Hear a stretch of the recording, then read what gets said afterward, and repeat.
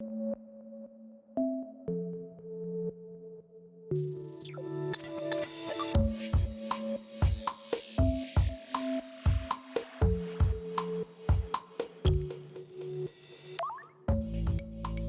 tema del cambio climático se ha vuelto cotidiano. Cada vez, la prensa internacional le otorga mayor cobertura y la investigación científica le dedica una atención creciente. Esto es así porque lo que suceda con el ambiente en los próximos años representará un cambio muy radical para la vida humana y las diferentes sociedades que pueblan el planeta. La vida, tal y como la conocemos, está en peligro de extinción. No se trata de una hipótesis, sino de una realidad. En los últimos 2 años hemos observado un incremento anormal de incendios masivos, sequías, inundaciones, huracanes. Los científicos especializados en cambio climático dicen que en un futuro muy próximo desaparecerán centenas de especies animales y que tras el aumento de los niveles del mar se borrarán de la superficie del planeta islas y penínsulas enteras. Si no detenemos las emisiones de CO2 producidas por el petróleo y el carbón, nuestras principales fuentes de energía, la temperatura no dejará de aumentar. Por más que todos reciclemos o reduzcamos el uso de plástico, si las emisiones no cesan, el desastre será inevitable. Pocos temas causan tanta inquietud y desazón, y la información que circula al respecto no siempre es confiable y fidedigna. Por eso, la revista de la Universidad de México convocó a un grupo de científicos, ambientalistas, divulgadores, antropólogos y activistas para que dialogaran al respecto. Sabemos lo complicado que resulta actuar de manera colectiva y que es más fácil fingir que no pasa nada. Sabemos también que esta situación provoca parálisis e impotencia, pero ahora, más que nunca, es urgente que nos organicemos. Todavía es posible cambiar el curso de las cosas y hay mucha gente movilizándose para lograrlo. Muy buenas noches, bienvenidísimos al programa de la revista de la Universidad y bienvenido también Ernesto Cano Ramírez. Muchas gracias por estar aquí. ¿Qué tal? Mucho gusto. Eres investigador, profesor en la Facultad de Ciencias Políticas y Sociales, maestro en estudios latinoamericanos y has escrito en torno a ciertos aspectos del cambio climático. Y te quería preguntar, ¿qué suscita en ti la palabra antropoceno? ¿Qué dispara? Lo que dispara en mí es que la gravedad de la situación ambiental no la conocemos realmente el público en general. Esta palabra refleja, los que la han construido, lo que las están midiendo, refleja que la situación ambiental, atmosférica, de los océanos, de la biosfera es muy grave, pero no sabemos qué tan grave el público en general.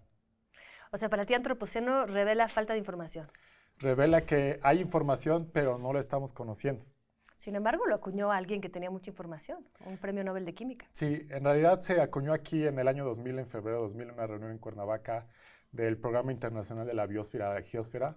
Oye, entonces endémico de México, hay que proteger. Sí, en realidad ese fue aquí en Cuernavaca y lo propuso Crutzen cuando se estaba en la sesión, se estaba discutiendo mucho sobre las consecuencias ambientales, sobre todo atmosféricas, y se utilizaba mucho la palabra holoceno porque es la situación geológica en la que estábamos, o parece que estábamos.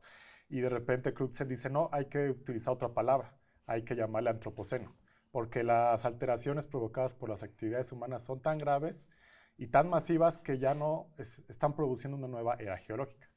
O sea, llegamos a influir en eras geológicas que como ningún animal anterior había llegado a realizar, ¿no? Ningún cambio sobre. Sí, en realidad la definición, él propuso, Crutzen, y los que empezaron a promoverla o a difundir el uso de antropoceno como una nueva época geológica, porque la era es más grande, estamos en una época, como una nueva época geológica, no eran geólogos. Ellos le estaban proponiendo como una nueva era geológica y estaban dando ciertas manifestaciones, la alteración de la composición de la atmósfera, los océanos, la extinción de especies, la alteración de los ciclos del carbono, el nitrógeno y el fosfato, pero no eran geólogos. Cuando los geólogos ya toman este concepto y dicen, bueno, lo tomamos como un concepto que nos puede ayudar, pero hay que definirlo en términos geológicos, si es una nueva época geológica.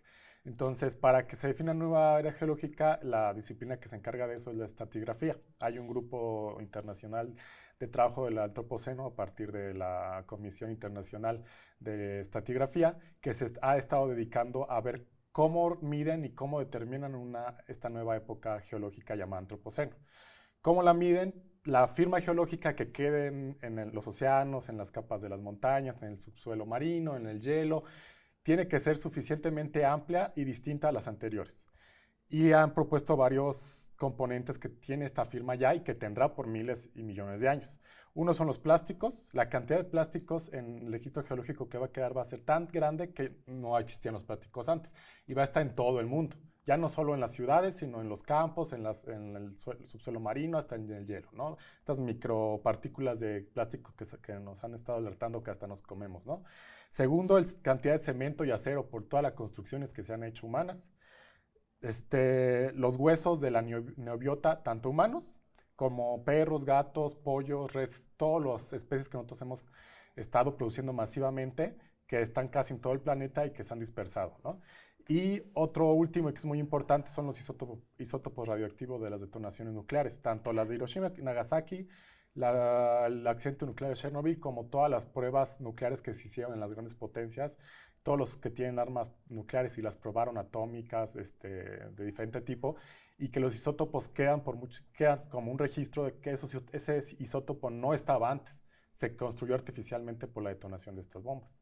Ok, entonces ya tenemos una capa geológica que justifica el llamado Antropoceno. ¿Habría comenzado cuándo? El debate de cuándo comenzó ha estado tan preciso. Quienes lo definieron, los científicos, la Comisión Internacional de Antropoceno, definió el inicio o está definiendo el parámetro, el punto en el que inicia 1945, mediados del siglo XX. ¿Por qué? Porque si bien lo que conocemos en ciencias sociales como capitalismo o sociedad de mercado, economía de mercado internacional, ya existía antes, la capacidad de producir esta nueva capa geológica y estas alteraciones planetarias a escala planetaria se dio después de la Segunda Guerra Mundial, ¿no? Antes, Manchester, Londres, con la quema de carbón en el siglo XIX, habían alterado sus ecosistemas, su atmósfera, habían quemado y producido mucho hollín, hasta alterado la composición de ciertas especies como las polillas de las ciudades. Pero había estado reducido a Manchester y Londres, a la isla, de Inglaterra. Ahora el Antropoceno, cuando se hace a escala planetaria, no es simplemente más de lo mismo, sino que es un nuevo problema, una nueva alteración. Entonces, quienes lo han estado midiendo han estado proponiendo y han estado viendo que el punto temporal donde se marca un antes y un después de este Antropoceno es 1945. Además, como lo miden es por tres tipos de fenómenos o tres tipos de magnitudes. Uno es la magnitud de escala planetaria, mucho. La segunda es muy intensivo. La segunda y la tercera es aceleración. Ahora tenemos el concepto también de gran aceleración. El proceso o los procesos muy rápidos, muy continuos, muy intensos, muy expansivos, desde 1945 de todo. O sea, hay gráficas de estos grupos de investigación. La extinción de especies, la producción de plásticos, la producción de mercancías a esta gran escala, la quema de combustibles fósiles, el aumento de gases de efecto invernadero como el dióxido de carbono, el metano, la disminución en la capa de ozono, todos estos componentes que están midiendo cómo se degrada el ambiente aumentaron rápidamente, muy rápido, porque son décadas. De 1945 para acá son muy pocas décadas en historia geológica. La gran aceleración muestra que estos procesos que ya se daban un poco antes, o se están dando la quema de combustibles fósiles, se da desde 1751. Pero el de 1945 marca un punto en el que se hizo mucho y muy rápido. A mí me encanta que menciones como hechos anteriores, porque leí en un artículo tuyo algo que me dejó bastante fascinada, que es la influencia, o posible, digamos, parte dentro de un fenómeno más grande que tuvo la conquista de América en el clima, y que tú estás definiendo que tener influencia en el clima no es suficiente para declarar una época geológica, tiene que haber marcas en la capa terrestre, pero tú mencionabas que el hecho de la gran, pues digamos, la gran exterminación que hubo de las poblaciones en América, que sea por enfermedades, epidemias o guerra, provocó que haya más bosques, todo lo que se dedicaba a agricultura, y que hubiera más captación de gases de efecto invernadero y ayudara a un proceso climático que ya estaba en curso. Como que serían como cosas un poco precursoras quizás, ¿no? Como dices que desde antes habían cosas. Pero yo lo que te iba a preguntar, y también tiene que ver con el hecho de que algunos vayan hasta antropoceno, regresen hasta la agricultura, como esta idea de modificar, ¿no?, los recursos naturales, modificar y hacer producir, ¿no?, bueno, se ha ido acelerando. El hecho de que tú no estás cómodo, yo pensé que ibas a responder que antropoceno no te dejaba muy cómodo porque tú abogas muchísimo por la palabra capitaloceno. Entonces, a partir de 1945 podría ser el antropoceno, pero ¿por qué tú abogas por capitaloceno? Sí, mira, incluso la discusión entre antropoceno o capitaloceno, y que yo caí en un momento, o que se ha caído, es porque muchas palabras les ponemos un significado que a veces no conocemos, ¿no? Globalización, neoliberalismo, que son palabras que toman tantos grupos sociales especializados como científicos, hasta agentes de opinión, periodistas, que las usan y le ponen su significado. Antropoceno tiene un significado muy preciso que es el registro geológico completamente reciente de manufactura humana. Seno, el sufijo seno, no significa era, significa reciente, ¿no?, en este sentido. Entonces, antropocenos, los científicos del mundo biofísico, quienes lo han propuesto, sí tomaron en cuenta que hay una desigualdad en la manufacturación de este registro geológico. Saben que hay extrema pobreza, saben que en todos los países más desarrollados o las potencias económicas internacionales han gastado más combustibles fósiles y han contaminado más, pero no nos pueden decir el origen. Ellos, así como nosotros no estamos capacitados para medir aspectos biofísicos, porque nosotros estamos capacitados en lo social, ellos igualmente no están capacitados para estudiar lo social, que es otra complicación, ¿no? Tiene sus propias complicaciones. Entonces, ellos solo nos dicen que hay estas manifestaciones de desigualdad. Nosotros sí podemos decir que el origen de esta desigualdad en la nosotros los sociólogos. Los sociólogos, economistas, historiadores, humanistas, sí podemos decir y estudiar cuál es el origen, ¿no? En la historia de la humanidad solo ha habido una formación social, un tipo de organización política, económica, cultural, que ha sido planetaria, que es el capitalismo. No ha habido otra. Ni el feudalismo estaba en Europa, las civilizaciones de América antes de la conquista tenían otra formación, los chinos tenían otra formación social, todas estaban separadas y ninguna llegó a ser planetaria. La única que ha llegado a ser planetaria es el capitalismo, y es muy precisa. Tiene sus propios mecanismos, sus propias estructuras, sus propias motivaciones y manifestaciones. Entonces, antropoceno y capitaloceno no se contraponen, aunque en el principio del debate parecía que se contraponían. Sin todas las mediciones, sin la definición precisa que hace el antropoceno, el capitaloceno no tiene ninguna base biofísica. No podemos medir nosotros las capas, no sabemos cómo. Quienes saben le ponen antropoceno, nosotros decimos el capitaloceno incluye el antropoceno, porque sin ese registro geológico nosotros no podemos mostrar que el capitalismo tiene consecuencias para todo el planeta. Pero sí decimos que el origen es capitalista, de una formación precisa, porque el capitalismo existía 200, 250, 300 años en Inglaterra antes de 1945, ¿no? Pero en 1945 todo lo que se venía formando, un proceso de formación, explota y muestra toda su capacidad destructiva después de 1945, a escala planetaria. Ya había destruido muchas cosas, destruyó las civilizaciones originarias, el capitalismo colonial en el siglo XV, siglo XVI, la colonización, las guerras con la India, las guerras con China, ya había manifestado esto. Pero cuando se hace planetario y amenaza las condiciones que nos permiten existir, es después de 1945. Entonces, no se contraponen, sino que se complementan. Ya, bueno, nos dejaste claros algunos conceptos. Vámonos un corte y vamos a volver pues vamos a ahondar en el antropoceno. Estamos de vuelta con Ernesto Cano. Ernesto, en algún lugar escribiste que los desastres naturales se convierten en catástrofes sociales. ¿Qué quieres decir con esto? ¿Qué tipo de catástrofes? ¿Cómo lo ilustrarías?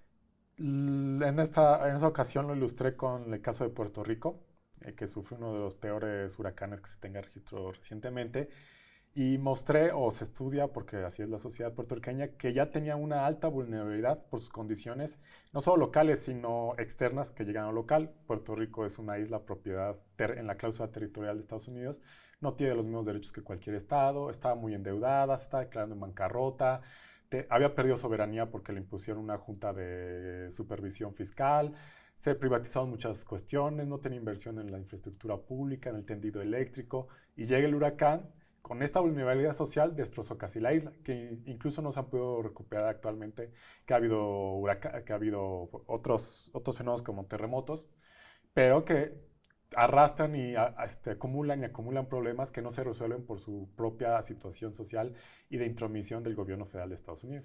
O sea, más allá del primer, digamos, el primer golpe, o sea, el primer pues, desastre social, digamos, inmediato, que es, pues, se destruyen casas, ¿no? En cualquier lugar, ¿no? Incluido Estados Unidos, incluidos los países llamados primer mundo, hay catástrofes climáticas y hay una destrucción inmediata, pérdidas materiales, pérdidas humanas. Pero tú dices que más allá de eso se genera una cadena que lleva a una catástrofe.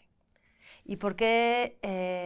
¿Y en Puerto Rico se agudiza por alguna razón en específico, o sea, en tu caso? En especial porque... O sea, por lo que decías, o sea, ¿tiene que ver el régimen en el que está insertado? Sí, tenía un alto índice de pobreza, de desempleo, mucha gente dependía de las subvenciones estatales que se iban reduciendo, las escuelas, la localidad, todo se importaba y se sigue importando de Puerto Rico. Entonces, los países menos favorecidos, o sea, más empobrecidos son los que sufren más de estos desastres climáticos. Países y población, porque en Puerto Rico ciertamente mucha gente pudo escapar, ¿no? Mucha gente se fue a Florida, que va y viene, que tiene cierta capacidad de vivir en otro país o que tiene su trabajo, tiene una buena ingreso, puede salir. Entonces, dentro de una isla con este régimen, hubo gente que pudo escapar y se fue. Y regresó, ya no regresó.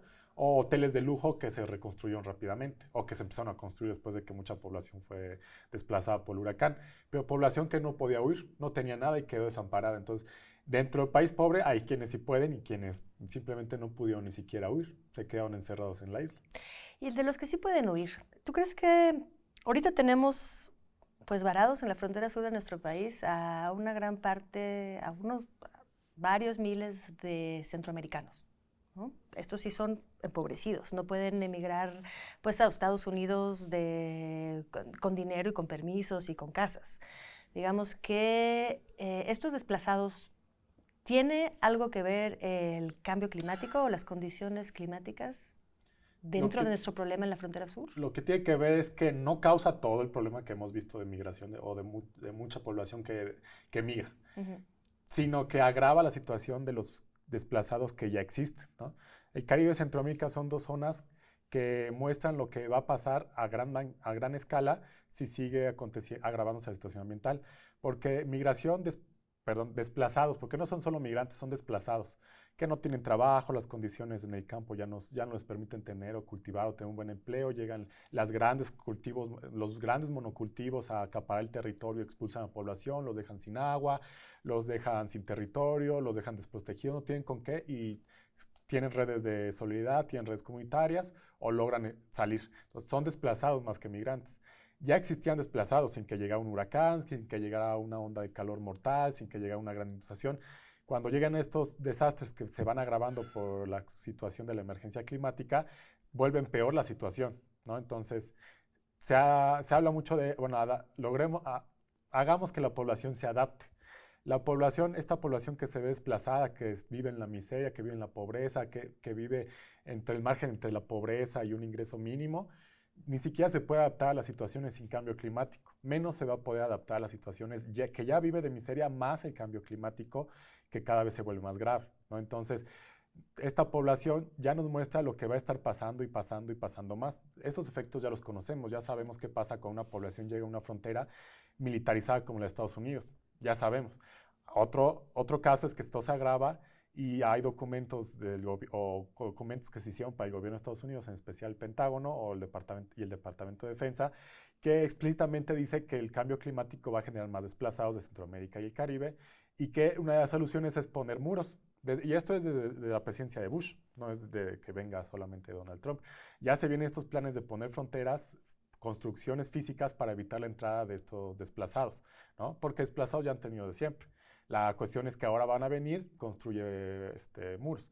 Otro caso, el de Europa, lo que pasó en la crisis migratoria de hace unos años, simplemente los dejaron morir, ¿no? Se proponía en el Parlamento Europeo hacer un fondo o contribuir un fondo para mandar a rescatar o traer o darle cobijo a los migrantes humanamente, tratarlos bien.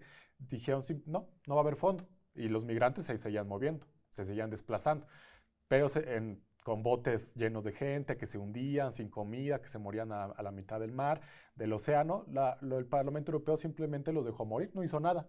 No haciendo nada ya permiten que o contribuyen a que la gente muera en el trayecto, se vea deshidratada, se enferme. Y cuando lleguen, los tratan muy mal porque los regresan a su país. Entonces, todo este complejo de cárceles, de centros de reclusión en Estados Unidos ya existía. Ahora se va a poner peor. Claro, es poner mientras más obstáculos con la idea de desincentivar, ¿no?, a las masas que vienen detrás, o a las supuestas masas que vienen detrás. Te quería preguntar lo siguiente. Estamos viendo entonces estos desplazados en las fronteras ahora, sobre todo de México, puesto que estamos militarizando también la frontera de México para no dejarlos pasar. Digamos que es parte del trato que tenemos ahora con Estados Unidos. Había, bueno, muchos hondureños, salvadoreños, todos estos países precarizados, ¿no?, de Centroamérica y que tienen muchísimos problemas, lo mencionabas, con las ondas de calor, con los cambios climáticos. Pero en el artículo que tú mismo mencionabas sobre Puerto Rico, no sé si lo dijiste ahorita que lo platicamos, que lo comparabas con Cuba. Decías que Cuba tiene una estructura diferente porque no depende, por ejemplo, de Estados Unidos, tiene más autonomía y se puede preparar mejor para estos cambios. Lo que yo te quiero preguntar es ¿qué tanto está funcionando finalmente este modelo cubano que digamos, te entusiasma en este sentido? Porque las principales solicitudes de migración son de hondureños, pero el segundo país que tenemos migrantes en el sur son cubanos. Si ellos se adaptan mejor a todos estos cambios, ¿por qué están todos también, o sea, es la segunda nacionalidad que está pidiendo asilo en México? Porque la situación de Cuba es... Puerto Rico tiene sobre sí el peso de que es una propiedad territorial de Estados Unidos. Cuba tiene sobre sí el peso de la reclusión económica que le puso Estados Unidos con el bloqueo, ¿no? No puede importar, no puede exportar ciertas cosas. Muchas empresas no pueden o no quieren tener relaciones con Cuba o vender o comprar cosas porque les pone sanciones a Estados Unidos, ¿no? Entonces, sí. Puerto Rico tiene su pérdida de soberanía, Cuba tiene sobre sí el bloqueo económico, ¿no? Entonces ninguna de las dos, o sea, ninguna de las dos es viable. La situación es que Cuba no es en este caso no es como Puerto Rico no es una colonia de Estados Unidos. Tiene esta imposición que lo limita demasiado, pero pues, tiene soberanía interna. Soberanía interna significa que planea que la población ya no puede estar construyendo en ciertas zonas porque ya sabe que el mar viene, porque ya lo están midiendo desde los 90, viene y viene y viene, entonces no se va a construir. En cambio, aquí en México, en toda la costa, o para caso local, toda la costa de la península de Yucatán, se construyen resorts, pero el mar y viene, o sea, ya se tienen las mediciones satelitales que tienen ¿Es parte de lo del negocio, del desastre climático? Es el negocio de permitirles. Porque es un buen negocio, mientras el mar se come el hotel, pues mucha gente viene y cobra caro. Entonces, en el caso cubano, no se construyen y la planificación, incluso un centro de Florida, lo cito en el artículo, midió que es más probable que una persona afroamericana de población marginada muera en Florida, en Estados Unidos, por un desastre que en Cuba, ¿no? Los cubanos no mueren por desastres, ¿no? La población está bien organizada, se sabe qué hacer, se prioriza salvar la vida, en vez de a ver qué pasa el huracán, como en Florida o en Estados Unidos o en Nueva Orleans, se dejó que pasara el huracán y se llevó a la población más pobre, ¿no? Los ricos se fueron de ahí, o los ricos tienen grandes hoteles con reservas, con plantas de electricidad a base de diésel, tienen unas protecciones de acero de varias pulgadas, varios centímetros que protegen sus casas y sus hoteles, ¿no? Entonces, los cubanos no tienen eso, no pueden importar, no pueden producir eso, pero organizan muy bien a la población para que nadie muera, ¿no? Saben dónde está quién, dónde están los enfermos. ¿Y qué le falta a los países centroamericanos para copiar ese modelo? Pues soberanía, soberanía no es solamente que sea una colonia explícita o que se intervenga, sino que no tiene la capacidad porque depende mucho de economías externas, depende mucho de los monocultivos, de empresas extranjeras que exportan e importan mucho, que sacan mucho recurso natural, que llevan mucha mercancía, entonces dependen económicamente mucho, ¿no? No tienen capacidad autogestiva de sus recursos porque se los llevan o no tienen capacidad de promover la economía local, por ejemplo.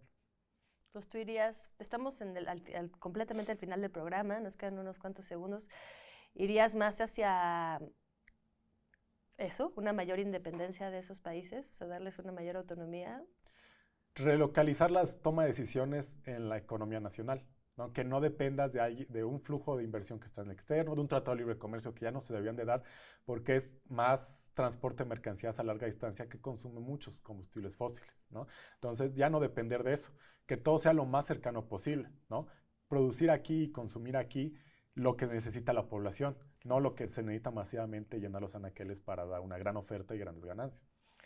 Oye, pues muchas gracias. Creo que tenemos pues, un gran problema en Centroamérica y también en México con toda la parte climática y los desplazados, porque ni Cuba, ni Puerto Rico, ni Centroamérica, o sea, parece que no hay una solución completa todavía viable para nadie. Pero nos das unas pistas. Muchísimas gracias. No, gracias a usted. Bueno, pues nos vamos y nos vemos la próxima semana aquí en el programa de la Revista de la Universidad. Pasen un buen fin de semana.